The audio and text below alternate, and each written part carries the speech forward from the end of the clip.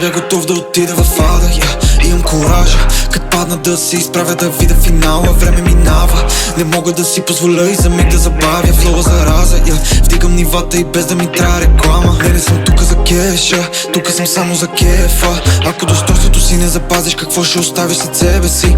Не съм тук на прага за нищо, по мен има хиляди белези. Също от грешките, които направих, взех си полука и бяха отнесени. Правя го както аз си реша, не както някой друг е казал. Аз правя изкуство, моето момче, а ти играеш си в пръста. За да достигнеш горе върха, първо трябва да минеш, брат, по ръба. Труден ще бъде пътя, но и през дъжда напред ще вървя. И какво ти кажа, за теб бях готов да отида в ада, имам коража, като падна да се изправя, да видя финала. Време минава, не мога да си позволя и за миг да забавя флоу зараза, вдигам нивата и без да ми трябва реклама. Това е еуфория с доста дълга и странна история. За много даже пародия, но за нас си остава екзодия. Защото сме в еуфория с доста дълга и странна история. За много даже пародия, но за нас си като екзодия. Цял живот за теб ще се боря.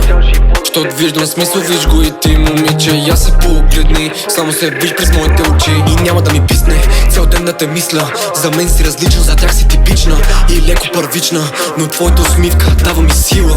Дава сила и кураж, бъде безмислен, няма ли нас? Пак звъниш този късен час, дава в тон, защото сме в еуфория с доста дълга и странна история. За много даже пародия, но за нас си остава екзодия.